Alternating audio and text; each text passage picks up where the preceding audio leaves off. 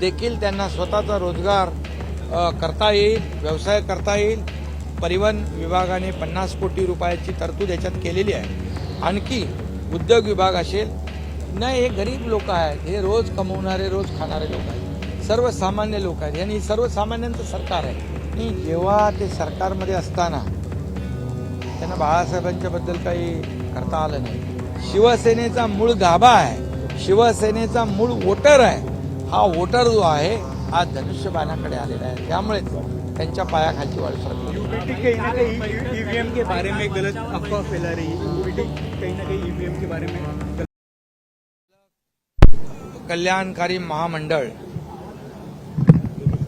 आपण निर्माण केलंय आणि या महामंडळाची सुरुवात झालेली आहे.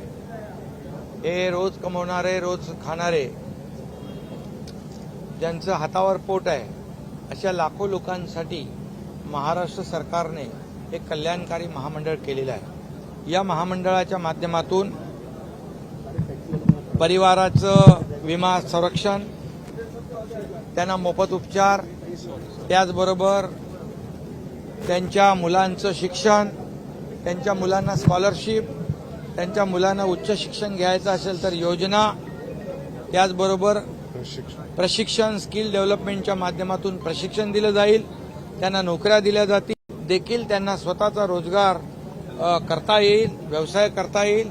त्याचबरोबर मोठ्या प्रमाणावर या टॅक्सी रिक्षा ड्रायव्हरचे जे काही मुलं आहेत, जे शिकलेली आहेत, स्किल्ड आहेत, त्यांना देखील नोकऱ्या देण्यासाठी आज आपण जर्मनीबरोबर एक करार केला आहे. 4 लाख लोकांना नोकऱ्यांची तिकडे जागा आहेत आणि त्यामुळे त्याचा देखील फायदा होईल. आणि या महामंडळामध्ये तात्काळ ज्याला दुखापत होईल त्याला तात्काळ 50,000 रुपये देण्याचा एक प्रावधान केलेला आहे. त्याचबरोबर ही जी काही आरोग्य विमा पॉलिसी जी आहे ही आणखी विस्तृत बनवण्याचा देखील विचार आहे. आणि त्याचबरोबर यामध्ये हे चालक जे आहेत हे जेव्हा 65 वर्षाचे होऊन निवृत्त होतात ते कामकाज करू शकत नाही, गाडी चालवू शकत नाही. अशा परिस्थितीमध्ये देखील त्यांना पुढचं भविष्य त्यांचं जे आहे सुखकर होण्यासाठी एक ग्रॅज्युएटीची जी काही एक पॉलिसी आम्ही करण्याचा विचार केलेला आहे. त्यामध्ये देखील त्या सर्वांना फायदा होईल. आज परिवहन विभागाने 50 कोटी रुपयाची तरतूद याच्यात केलेली आहे. आणखी उद्योग विभाग असेल, त्याचबरोबर डिस्ट्रिक्ट मायनिंग फंड आहे, राज्य सरकार आहे आणि CSR आहे. त्याचबरोबर या सर्व चालकांचं जे काही मिनिमम असं कॉन्ट्रीब्युशन आहे, या सगळ्यामधून हे महामंडळ जे आहे हे मोठं ताकदीचं महामंडळ होईल आणि यामधून अनेक योजना या लाखो लोकांच्या परिवारासाठी, मुलांच्या भवितव्यासाठी या ठिकाणी केल्या जातील. अशा प्रकारचं महत्त्वाचं हे महामंडळ टॅक्सी ऑटो चालक कल्याणकारी महामंडळ सुरू झालेलं आहे. तुम्ही देखील सुरुवातीच्या काळात रिक्षा चालवत होता, रिक्षावाल्याकडून रिक्षावाल्यांनाही भेट. नाही, हे गरीब लोक आहेत, हे रोज कमवणारे रोज खाणारे लोक आहेत, सर्वसामान्य लोक आहेत आणि सर्वसामान्यांचं सरकार आहे.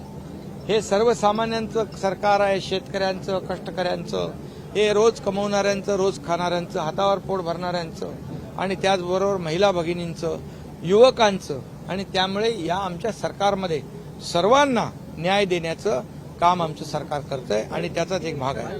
त्यासाठी देखील यामध्ये स्वतःच्या पायावर उभं राहण्यासाठी जी योजना आहे ती देखील योजना याच्यामध्ये समाविष्ट आम्ही करतोय, जेणेकरून स्वतःचा रोजगार देखील, व्यवसाय देखील त्यामध्ये करता येईल. आणि जेव्हा ते सरकारमध्ये असताना त्यांना बाळासाहेबांच्या बद्दल काही करता आलं नाही, परंतु आमच्या सरकारने बाळासाहेबांच्या नावाने समृद्धी हायवे असेल, बाळासाहेबांचं जे तैलचित्र सेंट्रल हॉलमध्ये लावण्याचा विषय असेल, आज बाळासाहेबांचं स्मारक युद्ध पातळीवर आम्ही पुढे नेतोय.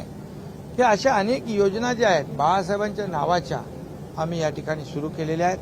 त्यामुळे आता बाळासाहेबांच्या विचारांचंच हे सरकार आहे आणि आपल्याला माहित आहे बाळासाहेबांच्या विचारांच्या सरकारला या महाराष्ट्रातल्या लोकांनी पाठिंबा दिलेला आहे. जे आज बाळासाहेबांचं नाव घेत आहेत त्यांचं जे काही वोट शेअर आहे 42% आहे, आमचा 48% आहे. लोकांनी बाळासाहेबांच्या विचाराला प्राधान्य दिलेलं आहे. त्यामुळे त्यांना जी मिळालेली मतं आहेत, जी वोट बँकेची किंबहुना एक अफवा पसरवून या ठिकाणी खोटं नरेटिव्ह पसरवून ही मिळालेली मतं ही तात्पुरती आहे. पण खरं शिवसेनेचा मूळ गाभा आहे, शिवसेनेचा मूळ वोटर आहे.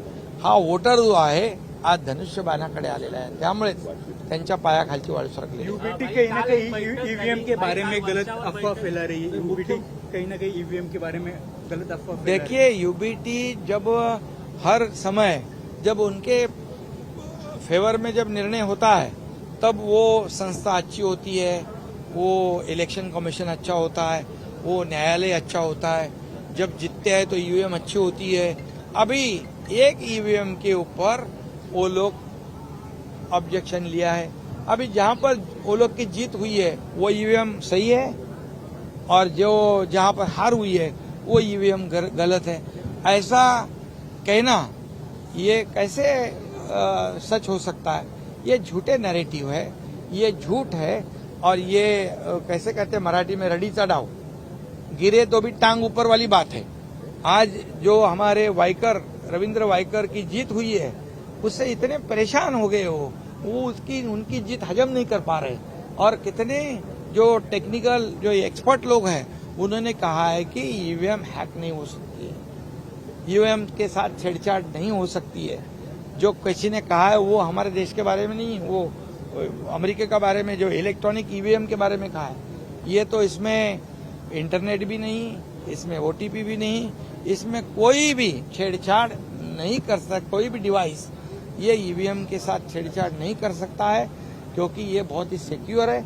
और इतना ही मैं कहूंगा, जहाँ उनकी जीत हुई है वो क्या ईवीएम वो भी गलत थे, फिर तो उनको इस्तीफा देना पड़ेगा, फिर से चुनाव को सामने जाना पड़ेगा. उन्होंने ये भी कहा है वर्धापन दिन आहे, उद्या पक्षाचा वर्धापन दिन साजरा होतोय. ते त्यांना बरं ते तेवढं तरी सुचलं, कारण काम तर आम्ही सुरू केलेलं आहे. आणि उद्या वर्धापन दिन आहे शिवसेनेचा, जल्लोषामध्ये साजरा होईल. बाळासाहेबांच्या विचाराचा वर्धापन दिन आहे. त्यामुळे या सरकारने बाळासाहेबांच्या विचारांवर आधारित कामकाज केलेलं आहे. अनेक योजना बाळासाहेबांच्या नावाच्या आम्ही केलेल्या आहेत, आणखी आम्ही करणार आहोत. या राज्याचा सर्वांगीण विकास, गोरगरिबाला न्याय देण्याचं काम आम्ही करतोय. आणि बाळासाहेब देखील या सर्वसामान्य लोकांच्या पाठीशी उभे राहायचे. आज वर्धापन दिनाच्या पूर्वसंध्येला आज ऑटो रिक्षा टॅक्सी चालक कल्याणकारी महामंडळ आज स्थापित केलंय आणि ते आज सुरू होतंय, याचा देखील आम्हाला आनंद आहे.